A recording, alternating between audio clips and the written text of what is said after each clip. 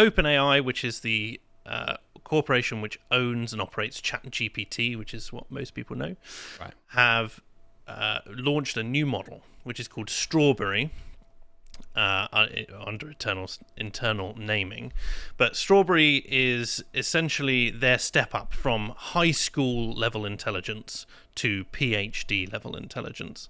And they're claiming it breaks down all these complex problems into smaller logical steps, and the next iteration after this one will be capable of being an agent. It might be able to use tools and act as a human being, essentially. Right. This being said, someone did point out that the Strawberry model failed to identify how many R's were in the word strawberry, which I found quite amusing. It doubled down and bet $1 million on the idea that strawberry only had 2 R's in it. I found that quite amusing. But there are various players involved. You can see here OpenAI's CEO, Sam Altman, who spoke at the World Economic Forum. So it's something that's on the minds of lots of governments is, how are we going to regulate this? Yeah. Where's AI going to be applied? And if you look at the next tab...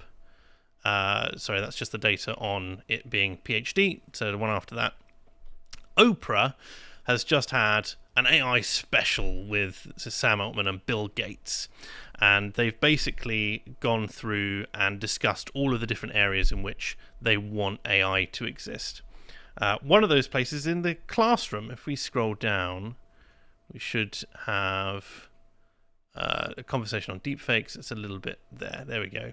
So Bill Gates wants AI to sit there like a third person, it says here, sitting in a medical appointment, doing a transcript, suggesting prescriptions, and then also to go into classrooms and to educate children and to provide essay writing help for children as well. This despite the fact that over the course of the last year, we've seen a massive increase in the number of plagiarisms being detected, because people are using ChatGPT to write their essays, and ChatGPT doesn't care about plagiarism, even if you give it a prompt, because it's not that good at the moment. Well, all ChatGPT is a very advanced form of plagiarism. Very true. That's all it can do. It can't create a novel interpretation of something. Absolutely not. It's designed to deal with the grunt work. That's why coders love it, because it can write code. It basically just does what coders already do, which is search GitHub for an appropriate package. I view it as basically an advanced search function. Yeah, I'd agree. The point is that the margin of error on these things is pretty high, and that realistically, your kids aren't learning anything if they're using ChatGPT. If you use ChatGPT to generate a new essay or a new article, you're not learning essay structure, you're not learning paragraphs, you're not learning how to communicate, you're not learning how to write. And what is instead happening is we're pushing that responsibility onto technology, and that is obviously going to damage our social relations even more. Because this is the thing which I'm concerned about, which is that we've already seen across the digital age how the rise of digital technologies has abstracted loads of our existing relationships. Our communities have been decimated. Now, some people might argue that there's cheap flights to faraway places might be also responsible for that, which has destroyed the seaside towns in the UK. But the communities in general of people who want to go out and socialise, the pub atmosphere, dances, events, celebrations, these have all been taken away. Instead, now everyone interacts with their fandoms online, or even people getting their politics. They come to online spaces and social media, and we don't interact on a day-to-day basis anymore. I know very few people who know their neighbours now, at least on a more than a superficial level, and who want to interact. So we've seen that's already happened with the 20 years that the internet has existed, the rise of social media, the change in things. With AI, I'm looking at 20 years in the future now, and I'm thinking, well, we've got dating apps now, which have completely destroyed the dating marketplace, right? At what point does your AI chatbot talk to her AI chatbot and determine if you're compatible, and then you might meet and very awkwardly interact because neither of you has been socialized at all? Just to summarize, the process is as, if not more important than the end result, because it's in the process where you're kind of exercising the muscle of the skill, rather than just getting the weight lifted from the floor to your shoulder or whatever. But also, there's another issue here when the issue of AI comes in, which is that intelligence isn't just propositional. There are all sorts of other things like intuition and also emotional intelligence that a machine can have. Well, this is one of the things that's come up. And if you go to the Vox article that's there, I think it's 3 tabs over, basically, AI lies. Because it doesn't care. It's got no actual moral principles. And if you tell it to complete a task and to get there however you want, it'll manipulate you if it can. And one of the things this article was talking about is that essentially Strawberry will pretend to be morally aligned with you, even if it believes in a different model that it will then implement as soon as it has the power to do so. So that's kind of scary. It's literally going to stab you in the back. It's I don't trust strawberries. How will we know? Because AI is essentially opaque. How will we know if we gave it Asimov's 3 laws, for example? Yeah. Right? And it said, yes, I've internalized Asimov's 3 laws, but it's lying to you because it wants you to believe that until it doesn't need them anymore. Well, that's the thing. Like the structure of it is so complex that nobody actually understands how it works, right? It's the neural network or whatever. There's no human that can map something out and say this is how it came to these conclusions, right? No. Right. So, I'm not an expert. No, this is one of the things that the developers here are complaining about, is the fact that we don't know how this works. No, we don't know how it works, and it could tell us that it's consulted this repository of information, but it could have just read it in a comic book. We don't know. It's really dodgy. Yeah. I wanted to add to what you're saying here because this is a topic I've researched quite a lot on the philosophy side. Is that when people are treated as if intelligence is just propositional intelligence, that's exactly when you get children and a new generation that is raised without understanding emotional intelligence, without exercising their emotional intelligence, and also without exercising intuition and other stuff. And that's where you get a completely isolated generation. And when it comes to the complexity of it, I think most of it is just marketing. All this craze that machines are going to be conscious of stuff, this is completely secondary.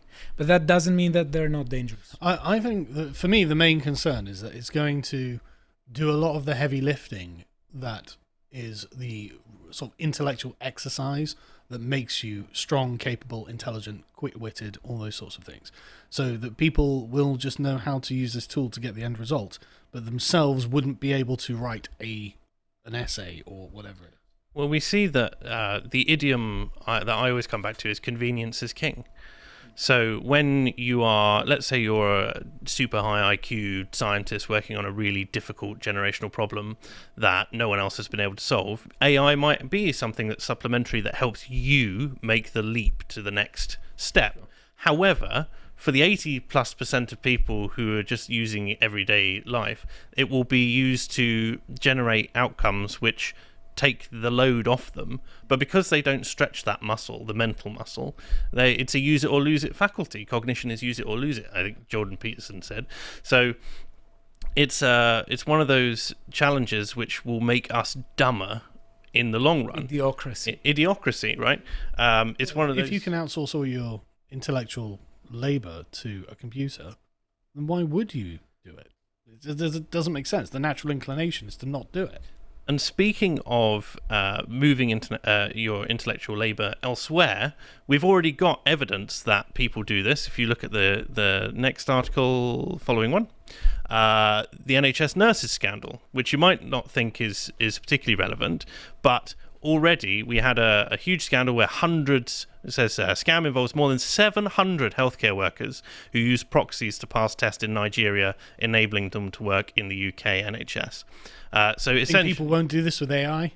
So essentially, yeah, they faked their degrees and moved them across here, and usually it was their children who took them because there's a huge culture of parental and children being responsible to their parents, where the children did the qualification in the mum's name, and then the mum went over and did the work, and then they found out that actually the qualification means something, and these people are actually negligent in their duty, and so there's a huge scandal. So the idea of what we've been discussing so far is good actors, as in people trying to use it to solve problems in their life.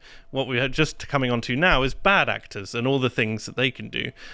We know that foreign intelligence services and things like that will produce deep fakes and bad videos and things like that. Everyone seems to be aware of that, but it's more the street level scam artist. It's the people who do things like sextortion. Right. It's the boomer reacting to Facebook slop.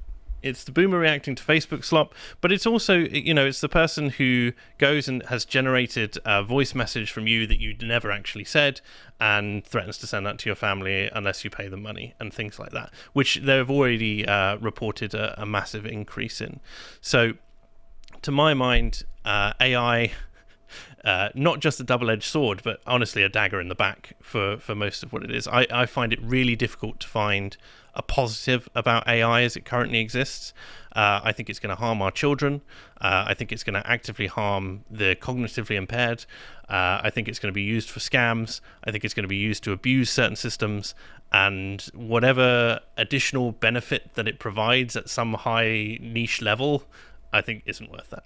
What is the benefit that we're deriving from AI exactly? It's convenience, right? More AI.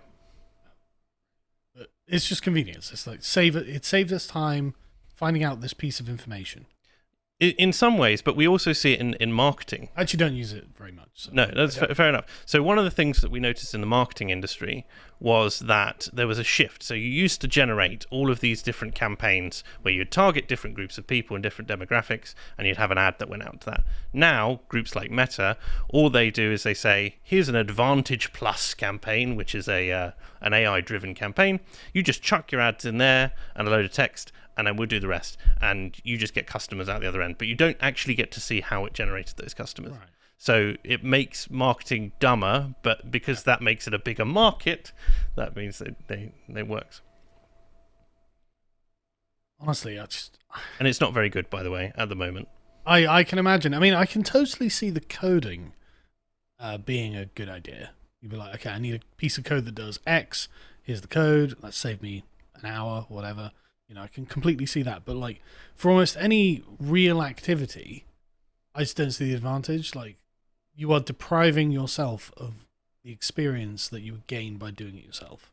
Indeed. That's all I can see. I also very process oriented. Even by thinking things through on a daily level means that eventually you'll have a breakthrough in something else. That's why my Twitter profile has Solvitur Ambulado on it, because I go for a walk and I think the entire time that I'm walking, and I actually find that I have breakthroughs all the time. It's really good. But if I just said to an AI, if I just let the AI do that while I went for a walk, it wouldn't be the same. You wouldn't get the benefit. Any final thoughts on this? No, I mean, I just generally speaking think that the artificial intelligence craze is just a trend. Really? Yes, I think so. I think that in any kind of society and any stage in time, people were looking at the latest technological device, and they thought that they was gonna basically fry their brains or just do this. I think that there are a lot of dangers, as you're saying, Mark, with AI, but I think that to a very large extent it's a bit overblown. So I actually think that a major area where AI will be very ubiquitous is in entertainment. Almost every form of entertainment can use AI in some way. We've seen the AI generated, like the 70s version of Lord of the Rings and things like that, where it's like, and there's a new sort of like 80s version of Minecraft movie that's going around at the moment, and it looks amazing. And it's only a matter of time until essentially all movies and video games and all the other things will be generated on the fly based on the person's prompt, right? Now, that in and of itself, I think, is going to have significant problems for the concept of entertainment and whatnot. It's like all social media. It's going to be difficult to parse it. So it's just wading through more and more slop. The amount of slop that's going to get generated is going to be unbelievable. But I do think that you have there is a valid use for AI, which is if you essentially are democratizing the notion of filmmaking. So you're reducing the amount of cost and labor that is required to produce a high quality film, then maybe that will allow people who are like autistic geniuses in one regard to create something that otherwise would never have gotten made, right? That's good. And in video games, actually, AI is going to be a particularly good thing for NPCs. You can actually run a convincing NPC that's not just a series of pre-scripted lines of dialogue. There's already been applied in a series of mods for various games to I've seen them. Make them historically accurate. Yeah, and that's a great thing for entertainment. That's cool. Okay, well, I can have some fun talking to the chat as it pretends to be a medieval peasant or something. And in a video game, okay, great, that's fine. But like, maybe Stelios is right here. Maybe it'll literally just be that it's a kind of frivolous entertainment. I mean, to my mind, I don't think it's that smart. I don't think yet. It's that smart. It's pretty good. And this is, year 2? It's more about at what level does it become trusted and by who. So we've got our 50 IQ government here who are then sold the idea that this AI system is going to solve all their problems. And then it gets put in charge of something which it really shouldn't be. No, that's definitely very dangerous. Yeah. The thing is, I already see people appealing to ChatGPT like it's an oracle. Yes. Like, oh, well, I asked ChatGPT and it said this. I don't care what ChatGPT said on any subject. I have a good example to give you that I think you will really like. So I'm working on history of ideas in some cases. Mm-hmm. It doesn't help me at all. No. Just I can ask ChatGPT, how does the concept of justice has evolved across time? It will tell me just 5 stuff. It doesn't help though. I have to put in the work. Well, that's good. Yeah. And I like it that way because otherwise... Yeah. Otherwise... I mean, at least there is work. And it is a misconception that humans don't need work. Yes. Right? You asked on X the other day, what's the most important thing? And I said, purpose. We've always known this. And what is best in life? If we think about multi-generational jobless households, they're listless, they loiter. There's the higher crime amongst the lower socioeconomic status because they're bored.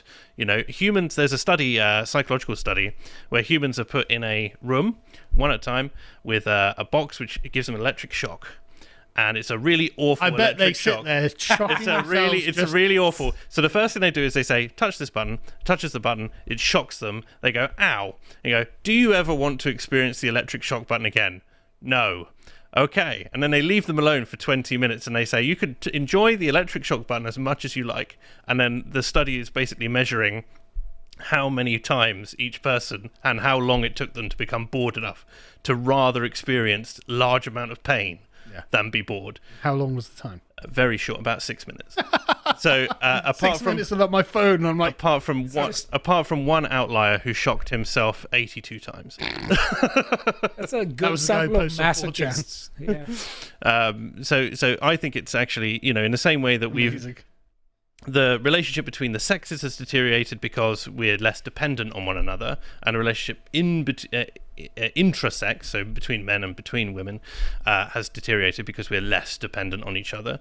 I think that the less we become dependent on each other for basic services and things like that, even take something as simple as the self-checkout and how much of a controversy that's been in supermarkets, I think AI can only do harm on a societal level like that.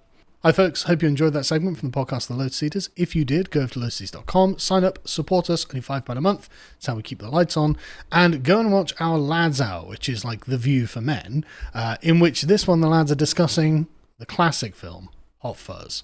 It's amazing, you'll love it. And while you're at it, go over to X, formerly Twitter, and follow us at lotuseaters_com.